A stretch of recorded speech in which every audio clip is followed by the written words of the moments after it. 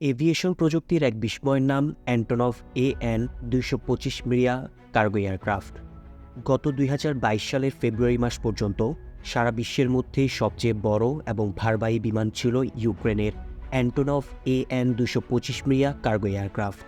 তবে চলমান ইউক্রেন এবং রাশিয়া যুদ্ধে রাশিয়ার ক্ষেপণাস্ত্র হামলায় এই বিশাল আকারের কার্গো বিমানটি পুরোপুরিভাবে ধ্বংস হয়ে যায় গত ২০২২ সালের ফেব্রুয়ারি মাসের শেষের দিকে। ইউক্রেনের ভাষায় মৃয়া শব্দের অর্থ হচ্ছে স্বপ্ন। এই বিমানটির সঙ্গে জড়িয়ে রয়েছে ইউক্রেনের আবেগ এবং ভালোবাসা।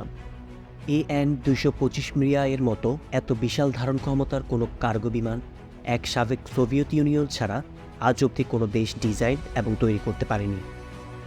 ১৯৮০ সালের দিকে সাবেক সোভিয়েত ইউনিয়নের ইউক্রেন অ্যান্টোনভ এভিয়েশন সংস্থা এই বিমানটির ডিজাইন করেন এবং এর প্রধান ডিজাইনার ছিলেন ভিক্টর তোলমাসেভ।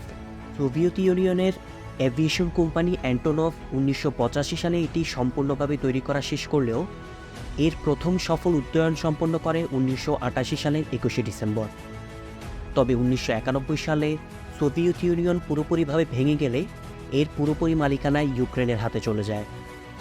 তবে ইউক্রেন কিন্তু তার প্রযুক্তিগত সক্ষমতাকে কাজে লাগিয়ে এটিকে ২০২২ সাল অবধি সচল রাখতে সক্ষম হয়। গৌরব ও মর্যাদার প্রতীক হিসেবে সোভিয়েত ইউনিয়ন এটিকে ১৯৮৮ সাল থেকে কোল্ড ওয়ারের শেষ অর্থাৎ ১৯৯১ সাল পর্যন্ত সোভিয়েত স্পেস প্রোগ্রামের জন্য বুরান ক্লাসের অরবিটার স্পেস স্যাটল পরিবহনের প্রধান আকাশযান হিসেবে ব্যবহার করেছিল। তবে ১৯৯১ সালে সোভিয়েত ইউনিয়ন ভেঙে গেলে ইউক্রেন একে শুধু এক বিশাল আকারের কার্গো বিমান হিসেবে ব্যবহার করতে থাকে। অত্যন্ত শক্তিশালী ৬টি D-18 টার্বোফ্যান ইঞ্জিন চালিত এই বিমানের নিজের ওজন কিনা ২৮৫ টন। এই সর্বোচ্চ পেলোড ক্যাপাসিটি ২৪০ টন বলা হলেও এটি সর্বোচ্চ ২৫০ টন ওজনের পেলোড নিয়ে আকাশে উড্ডয়ন করেছিল। ৫ তলা উঁচু বিল্ডিংয়ের সমান এই এয়ারক্রাফটে ব্যবহার করা হয় ৩২টি চাকা। আর এই বিমানের দৈর্ঘ্য ২৭৫ ফুট ৭ ইঞ্চি, উচ্চতা ৫৯ ফুট ৫ ইঞ্চি। এর ডানার এক পাশ থেকে অন্য পাশের মাপ ২৯০ ফুট। সর্বোচ্চ গতি প্রতি ঘন্টায় ৮৫০ কিলোমিটার।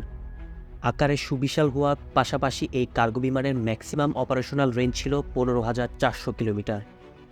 ইউক্রেনের তরফ থেকে জানানো হয়েছে বিমানটির যা অবস্থা হয়েছে তাতে সেটিকে নতুন করে তৈরি করতে বিপুল পরিমাণ খরচ হবে, যার পরিমাণ অন্তত ৩ বিলিয়ন মার্কিন ডলার। সময়ও লাগবে প্রায় ৫ বছরেরও বেশি।